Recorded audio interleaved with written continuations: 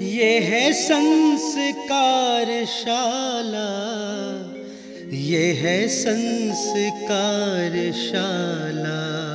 इस कार्यक्रम के पुण्यार्चक हैं स्वर्गीय स्वरूप चंद जी जैन की स्मृति में बिमलेश जैन, उषा जैन, नितिन जैन, मेघना जैन, नीतू गगन, आदित्य जैन, अनुष्का एवं समस्त मार्संस परिवार आगरा। श्री कुंदनमल सुशीला देवी छाबड़ा, पुत्र संजय कुमार, डिम्पल देवी, अजय कुमार, मनीषा देवी, सुनील कुमार, बीना देवी, पौत्र नमन जैन, मानव जैन, मेहुल जैन, तनिष जैन, पौत्री रितम जैन, ग्लोरी जैन, हनी जैन एवं समस्त छाबड़ा परिवार, महावीर फार्मेसी, इम्फाल, मणिपुर। जय जिनेन्द्र नमो अरिहन्ताणं, नमो सिद्धाणं, नमो आयर्याणं, नमो वज्रायाणं, नमो लोये सव्यसाहूणं। पंच परमेष्ठी भगवान की जय हो। संस्कारशाला में हम जैन धर्म के जो मूलभूत बेसिक सिद्धांत हैं उनके बारे में समझ रहे हैं। हमने अब तक सम्यक दर्शन, सम्यक ज्ञान के बारे में, तीर्थंकर भगवान कैसे होते हैं, किस प्रकार उनके 5 कल्याणक मनाए जाते हैं, कैसे हम कषाय और पापों से बच करके अपनी आत्मा को 10 धर्म जो स्वरूप धर्म हैं उसमें धारण करके सुखी बना सकते हैं। आज की इस कक्षा में हम ऐसे विषय पर चर्चा करेंगे जो हम अपने लोक व्यवहार में जीवन में सुनते ही रहते हैं। बहुत बार सुनते हैं कि हमें पुण्य करना चाहिए, हमें पाप से बचना चाहिए। पुण्य किसे कहते हैं, पाप किसे कहते हैं, किन क्रियाओं को करने का नाम पुण्य है, क्या करने से पाप होता है, पाप का क्या फल मिलता है, क्या पुण्य और पाप दोनों समान हैं या दोनों में कोई अंतर है। इन सब बातों की चर्चा आज की हम इस कक्षा में करेंगे। तो आइए प्रारंभ करते हैं हम पुण्य और पाप की चर्चा को। भैया जी, पुण्य किसे कहते हैं? पुण्य अर्थात जो आत्मा को पवित्र बनाए, जिस कार्य को करने से हमारी आत्मा पवित्र बनती है उसे पुण्य कहते हैं। अथवा दूसरी परिभाषा के अनुसार जो हमें इष्ट पदार्थों की प्राप्ति कराए, इष्ट वस्तुओं को प्राप्त कराए, उसे भी पुण्य कहते हैं। पुण्य क्रियाओं के करने से क्या होता है, हम जो मन की इच्छा के अनुकूल वस्तुएं होती हैं उनको प्राप्त करते हैं। अथवा एक और परिभाषा से हम समझें तो जहाँ कषायों की मंदता होती है, जहाँ मंद कषाय रूप परिणाम होते हैं और उस अनुसार जब कोई क्रिया की जाती है उसका नाम है पुण्य। तो कहने का तात्पर्य, पुण्य को करने से अथवा पुण्य की क्रियाओं को करने से आत्मा पवित्र होती है, उसे इष्ट पदार्थों की प्राप्ति होती है और कषायों की मंदता होती है। इस कारण से उस व्यक्ति का, उस जीव का संसार काल कम हो जाता है, उसे ही पुण्य कहते हैं। भैया जी, पुण्य के कितने भेद होते हैं? पुण्य के 2 भेद होते हैं, एक पुण्यानुबंधी पुण्य, एक पापानुबंधी पुण्य। शब्द से ही हम अर्थ लगाएं, पुण्य अनुबंधी पुण्य, ऐसा पुण्य जो पुनः हमें पुण्य का बंध कराने वाला हो, वह कहलाता है पुण्यानुबंधी पुण्य। उदाहरण से हम समझें, जैसे वर्तमान में पुण्य के प्रभाव से हमें बहुत भोग संपदा, बहुत रुपया पैसा, सामग्री हमको प्राप्त हुई, पुनः हमने उन्हीं रुपए पैसों को धर्म में लगा दिया, समाज कल्याण में लगा दिया, तो वहाँ पर दान आदि के निमित्त से पुनः हमारे पुण्य कर्म का बंध हुआ। तो यह कहलाया पुण्यानुबंधी पुण्य। अर्थात पुण्य के प्रभाव से वह जीव आज खुश है, सुखी है, अर्थात उसे सांसारिक सामग्री प्राप्त है, लेकिन वो उन्हीं वस्तुओं में डूबा हुआ नहीं है, वो उन्हीं पुण्य के प्रभाव के कारण से उस भोग सामग्री को, रुपए पैसे को धर्म में, दान आदि में लगाता है, तो निश्चित रूप से उसके पुण्य का बंध होता है। यह पुण्य कहलाता है पुनः पुण्य का अनुबंध कराने वाला, पुण्यानुबंधी पुण्य। दूसरा है पापानुबंधी पुण्य। आज पुण्य के प्रभाव से उसे सब सामग्री तो प्राप्त हो गई, लेकिन वह उन सब सामग्री को, भोग संपदा को स्वयं भोगने में ही लगा हुआ है, धर्म नहीं कर रहा है, रुपए पैसों को गलत काम में प्रयोग कर रहा है, तो वह पाप का बंध करा रहा है। तो ऐसा पुण्य जो उस जीव को पाप का बंध कराए वह कहलाता है पापानुबंधी पुण्य। विचार करें दोनों पुण्य में से हमारे लिए कौन सा कार्यकारी है? निश्चित रूप से जो पुण्यानुबंधी पुण्य हैं। भैया जी, पुण्य की प्राप्ति किन कार्यों से होती है? जो शुभ क्रियाएं होती हैं उन क्रियाओं को करने से पुण्य की प्राप्ति होती है, पुण्य का बंध होता है। आचार्यों ने शास्त्रों में लिखा शुभ है पुण्यस्य, अर्थात शुभ मन वचन काय होने से पुण्य कर्म का बंध होता है। मन से हम अच्छा विचार कर रहे हैं, अच्छा सोच रहे हैं, वचन से हम अच्छी स्तुति कर रहे हैं, यदि भगवान के गुणों का गुणानुवाद कर रहे हैं, कोई पाठ कर रहे हैं, पूजा कर रहे हैं या फिर कोई स्तोत्र पढ़ रहे हैं, स्वाध्याय करने से, वैयावृत्ति करने से, इन सब क्रियाओं के करने से पुण्य का बंध होता है। इसलिए हम सभी को अपने पुण्य को बढ़ाने के लिए जो जो क्रियाएं बताई गई है उस अनुसार हमें कार्य करना चाहिए। भैया जी, तो फिर इन पुण्य क्रियाओं के करने से क्या फल मिलता है? जो अभी हमने पुण्य बंध के कारण पढ़े, उन क्रियाओं के उन कारणों को करने से निश्चित रूप से पुण्य का बंध होता है। और जब वह पुण्य उदय को प्राप्त होता है, जब वह जीव पुण्य का बंध करता है तो निश्चित रूप से सुख को प्राप्त करता है। पुण्य संपदा के कारण से उसके जीवन में ऐश्वर्य, धन संपत्ति, इन सब में वृद्धि होती है। सांसारिक सुखोभोग तो उसे प्राप्त होते ही होते हैं, परंपरा से उसका मोक्ष मार्ग भी प्रशस्त होता है। मोक्ष में जो निमित्त हैं वो सब साधन भी हमें पुण्य के प्रभाव से ही प्राप्त होते हैं।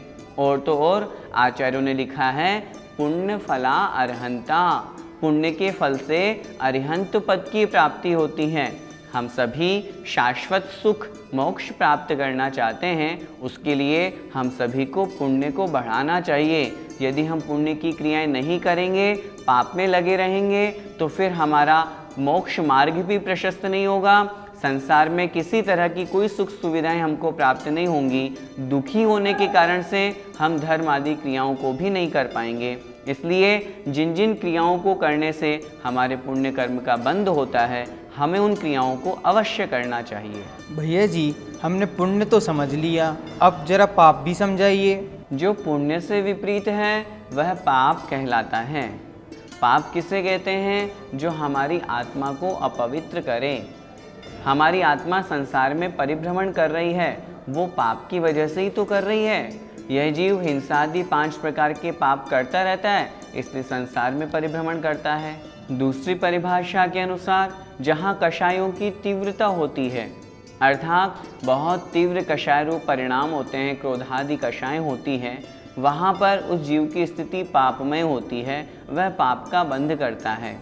और एक और परिभाषा के अनुसार यदि हम समझें तो जहाँ अनिष्ट पदार्थों की प्राप्ति होती है, जो हम प्राप्त नहीं करना चाहते उन पदार्थों की भी हमें प्राप्ति हो जाती है, अथवा जो हम प्राप्त करना चाहते हैं वो प्राप्त नहीं हो पाता, तो यह सब पाप का ही प्रभाव है। तो इसलिए हमें यह पाप संसार में भटकाता है, इसलिए हमें इस पाप से बचना चाहिए। भैया जी, क्या पाप के भी कोई भेद होते हैं? यदि होते हैं तो कृपया कर समझाइए। पुण्य की तरह ही पाप भी 2 प्रकार का होता है, पापानुबंधी पाप और पुण्यानुबंधी पाप। ऐसा पाप जो पुनः पाप का अनुबंध कराए, पाप का बंध कराए, वह कहलाता है पापानुबंधी पाप। जैसे कोई व्यक्ति है, पाप के कारण से पाप कर्म का उसके उदय आया और वह गरीब बना, वह भिखारी बना। बहुत लोगों के समझाने पर भी वह धर्म नहीं करता, दान पूजा नहीं करता, पैसा तो है नहीं, लेकिन फिर भी धर्म के उसके भाव नहीं होते, बल्कि जो कुछ उसे प्राप्त है उसे भी वो व्यर्थ अय्याशी में ही लुटा देता है, सत्य व्यसन करता है, शराब आदि पीता है, इसके अलावा भीख मांग करके अपना काम चलाता है, तो वह पुनः पाप का ही बंध कर रहा है। अथवा उसके अलावा भी यदि वह कोई व्यक्ति ऐसा है जो मंदिर, धर्म और समाज की रक्षा के लिए यदि कहीं पर शस्त्र आदि उठाता है, तो हिंसा आदि करने से पाप तो लग रहा है, लेकिन वह पाप उसे पुण्य का बंध कराता है। धर्म की रक्षा के लिए, साधु संतों की रक्षा के लिए यदि हम किसी प्रकार की कोई विरोधी हिंसा करते हैं तो उससे हिंसा का पाप तो लगेगा। वर्तमान में हमें दिख रहा है कि पाप हो रहा है, लेकिन फिर भी वो रक्षा के निमित्त कर रहा है, इसलिए वह पुण्य का ही बंध कराने वाला है। तो इस प्रकार वह पुण्यानुबंधी पाप कहलाता है। वैसे तो पाप दोनों ही बुरे हैं, लेकिन फिर भी यदि कदाचित कोई पाप करना भी पड़े तो हम ऐसा पाप करें जो हमें पुण्य का बंध कराए। जो पुनः पाप का बंध कराए, ऐसा पाप तो हमें कदाचित करना ही नहीं चाहिए। भैया जी, किन क्रियाओं के करने से हमें पाप लगता है? जहाँ अशुभ क्रियाएं होती हैं, अशुभ मन, अशुभ वचन और अशुभ क्रियाएं होती है शरीर के द्वारा, वहाँ पर पाप का बंध होता है। बहुत बार ऐसी स्थिति होती है कि हम सामने वाले का बैठे बैठे गलत विचार कर रहे हैं, बुरा विचार कर रहे हैं, इसका ऐसा हो जाए, उसका वैसा हो जाए, जबकि हमारे सोचने से कुछ होने जाने वाला नहीं है। लेकिन फिर भी हम घर गृहस्थी में, संसार में रहते हैं तो किसी न किसी का बुरा सोचते रहते हैं। हम ऐसा क्यों सोचते हैं? ऐसा सोचने से हमारे पाप का बंध होता है। गाली गलौज करते हैं, बहुत से लोगों की आदत है, मुंह से हमेशा अपशब्द निकलते ही रहते हैं, कड़वे वचन निकलते हैं, निंदनीय वचन निकलते हैं। ऐसे शब्दों का हम क्यों प्रयोग करते हैं? ऐसे शब्दों का प्रयोग करने से हमारे जो वचन योग है ये अशुभ होते हैं। इस कारण से पाप का बंध होता है। गलत क्रियाएं यदि हम करते हैं, संसार की जितनी भी क्रियाएं हैं, घर व्यापार की जितनी भी क्रियाएं हैं, वो सब हमें पाप का ही बंध कराने वाली है। संसार में नदी रूपी संसार के जीवन के ये दो किनारे हैं, इन्हीं से संसार चलता है। लेकिन पाप के निमित्त से हमें नारक आदि पर्यायों में, तिर्यंच आदि पर्यायों में दुख उठाना पड़ता है। इसलिए जो जो कारण हमने यहाँ पर पाप बंध के बताए, हम उन कारणों से बचें। हम घर परिवार में बैठते हैं, क्यों हम व्यर्थ में किसी से इतना द्वेष करते हैं, मन में कितना खोटा विचार करते हैं, जबकि उससे हमारे विचार करने से उसका बुरा हो या नहीं हो, लेकिन हमारे तो पाप कर्म का बंध हो गया, हमने तो उसका बुरा विचार कर लिया। जैसे कहते हैं ना, यदि हम किसी के लिए गड्ढा खोदते हैं तो हमारे लिए खाई पहले से ही खुदी हुई तैयार रहती है। ठीक उसी तरह यदि हम किसी के बारे में गलत सोचते हैं, गलत विचार करते हैं, तो सामने वाले का चाहे बुरा हो या नहीं हो, वो तो उसके कर्मों के अधीन है। लेकिन हमारे बुरा विचार करने से हमारे पाप कर्म का बंध हो गया, और जब वह पाप उदय में आएगा तो हमें निश्चित रूप से दुख देगा। इसलिए हमें पाप से बचना चाहिए। भैया जी, क्या पुण्य और पाप दोनों समान होते हैं? पुण्य और पाप दोनों समान होते हैं और दोनों असमान भी होते हैं। इस विषय में अनेकांत है। जब हम शुद्धोपयोगी मुनि महाराज की बात करेंगे, कौन से मुनि महाराज? जो संसार की समस्त क्रियाओं से, प्रवचन, स्वाध्याय, प्रतिक्रमण, इन सब से दूर होकर के अपने आत्म स्वरूप में लीन हो गए हैं, वे कहलाते हैं शुद्धोपयोगी मुनि महाराज। उन मुनि महाराज की अपेक्षा से हम देखें तो पुण्य और पाप दोनों समान हैं, दोनों संसार में भटकाने वाले हैं। लेकिन जब हम उनसे रहित या उनसे नीचे वाली दशा की बात करते हैं, जब शुभोपयोगी मुनि महाराज हों, चाहे हम गृहस्थ श्रावक हों, तब उस अवस्था में हमारे लिए पाप हेय अर्थात छोड़ने योग्य है और पुण्य उपादेय अर्थात ग्रहण करने योग्य है। बहुत से लोग कहते हैं कि पुण्य और पाप ये तो दोनों समान हैं, दोनों संसार के कारण हैं, लेकिन ऐसा नहीं है। अपेक्षाकृत हम यदि कथन करेंगे तो दोनों जगह सही है। जब हम मुनि महाराज जो शुद्धोपयोगी उनकी बात करेंगे, तो चूंकि उन्हें तो अपने आत्म स्वरूप में लीन होना है, इसलिए अब उन्हें पुण्य की क्रियाएं भी नहीं करना। लेकिन वहाँ तक पहुँचने से पहले यदि हम पुण्य और पाप दोनों को समान मान लेंगे तो फिर हम करेंगे क्या? धर्म आदि करने से, स्वाध्याय करने से, प्रतिक्रमण करने से, भगवान की पूजन करने से, अभिषेक करने से, उनका स्तोत्र पढ़ने से, इन सब धार्मिक क्रियाओं के करने से हम पाप से बचते हैं और पुण्य में लगते हैं। और यदि इन क्रियाओं को भी हम छोड़ देंगे तो फिर हम करेंगे क्या? आप खुद विचार करें। यदि हम वर्तमान में जिस दशा में हैं उस दृष्टि की अपेक्षा से बात करें, तो पुण्य और पाप दोनों को यदि हम बराबर मानेंगे तो फिर हम करेंगे क्या? कौन सी क्रियाएं करेंगे? तीसरा तो कोई क्रिया होती ही नहीं है। इसलिए वर्तमान दशा की अपेक्षा से हम गृहस्थों के लिए तो पुण्य ही उपादेय है तो समझना ही नहीं है। जितना बन सके हमें पाप क्रियाओं से बचना है, पुण्य की क्रियाओं में लगना है। क्योंकि यदि हमारा पुण्य मजबूत होगा तो जो हमें चाहिए वो सब हमें प्राप्त हो सकता है। हम सभी अपनी आत्मा का कल्याण करना चाहते हैं। आत्मा का कल्याण करने के लिए हमें उत्तम सहनन चाहिए, ऐसा योग्य क्षेत्र, काल, भाव, भव सब चाहिए, और वो तभी मिल सकता है जब हमारा पुण्य होगा। पुण्य होगा तभी हमें आचार्य भगवान से दीक्षा प्राप्त होगी, तभी हमें आचार्य भगवान से व्रत प्राप्त होगा। पुण्य होगा तभी तो हम भगवान की पूजन भक्ति कर पाएंगे। पुण्य होगा तभी तो हम भगवान की स्तुति, हम मंदिर जा पाएंगे। पुण्य नहीं होगा तो हम घर में बैठे बैठे भी धर्म ध्यान नहीं कर पाएंगे। इसलिए सब पुण्य का खेल है, हमें पुण्य को बढ़ाना चाहिए। पुण्य को यदि हम बढ़ाएंगे तो निश्चित रूप से हमारा संसार कम होगा। पुण्य से दोनों चीज़ें प्राप्त होती है।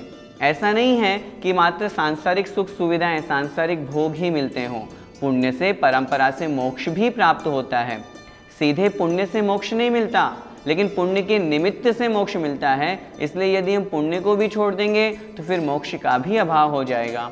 इसलिए पुण्य और पाप को हमें समान नहीं समझ करके दोनों के बीच में अंतर समझना चाहिए, और अंतर को समझ करके पाप को छोड़ करके पुण्य को अपनाना चाहिए। भैया जी, हमें पाप से बचने के लिए क्या करना चाहिए? जो जो क्रियाएं हमने पाप की पढ़ी कि इन क्रियाओं के करने से पाप का बंध होता है, उन क्रियाओं का त्याग करना चाहिए। हम व्यापार करते हैं, लेकिन हम ऐसा व्यापार नहीं करें जिसमें बहुत अधिक जीव हिंसा होती हो। माताएं बहनें, आप सभी संस्कारशाला सुन रही हैं। हम घर गृहस्थी का कार्य करते हैं, रसोई में भोजन बनाते हैं, लेकिन व्यर्थ में क्यों अग्नि जलाएं? जब भी आप पानी छानें तो उस जीवानी को यथास्थान पहुँचाएं। पानी छान करके प्रयोग में लें। गरम गरम तवा आप सीधे नीचे रख देते हैं, उसकी गर्माहट से कितनी जीवों की मृत्यु हो जाती है। बहुत से गरम गरम चीज़ें आप सीधे पानी में डुबो देते हैं।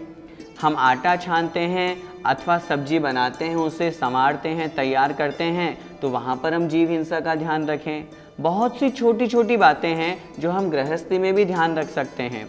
छोटे छोटे मेरे जो भाई बहन सुन रहे हैं, उनसे भी मैं निवेदन करूँगा, कभी ऐसे झूठ नहीं बोलो जो हमें किसी को कष्ट देते हों। कभी किसी की वस्तु नहीं चुरानी चाहिए, हमें कभी किसी जीव का दिल नहीं दुखाना चाहिए। इस तरह की छोटी छोटी जो बातें हैं, जिन क्रियाओं से हमें पाप लगता है, उन क्रियाओं को हम छोड़ें। सबसे महत्वपूर्ण बात, अपने मन वचन काय को अच्छा रखें। मन से हमेशा अच्छा विचार करें। क्यों हम किसी के बारे में गलत सोचते हैं कि उसका ऐसा हो जाए, उसका ऐसा हो जाए। हम जब भी बोलें हमेशा मीठा बोलें। हमारे वचनों से हमारी पहचान होती है। हम क्यों कड़वे शब्द बोलते हैं, हम क्यों गाली गलौज करें? ऐसा यदि हम करेंगे, इनसे बचेंगे तो निश्चित रूप से पाप से बचेंगे, और जब पाप से बचेंगे तो पुण्य की क्रियाएं करेंगे। जिन जिन कार्यों को करने से पुण्य बढ़ता है, उन क्रियाओं को करें। आज की इस कक्षा का हमें यही सार समझना है, जितना हो सके पाप की क्रियाओं से बचें, पुण्य की क्रियाओं में लगें। पुण्य की क्रियाओं में लग करके सांसारिक भोग सामग्री को प्राप्त करते हुए परंपरा से मोक्ष को प्राप्त करें। इसी मंगलमय भावना के साथ जय जिनेंद्र। इस कार्यक्रम के पुण्यार्चक थे स्वर्गीय स्वरूप चंद जी जैन की स्मृति में विमलेश जैन, उषा जैन, नितिन जैन, मेघना जैन, नीतू गगन, आदित्य जैन, अनुष्का एवं समस्त मार्संस परिवार आगरा। श्री कुंदनमल सुशीला देवी छाबड़ा, पुत्र संजय कुमार, डिम्पल देवी, अजय कुमार, मनीषा देवी, सुनील कुमार, बीना देवी, पौत्र नमन जैन, मानव जैन, मेहुल जैन, तनिष जैन, पौत्री रितम जैन, ग्लोरी जैन, हनी जैन एवं समस्त छाबड़ा परिवार, महावीर फार्मेसी, इम्फाल, मणिपुर। ये है संस्कारशाला, ये है संस्कारशाला।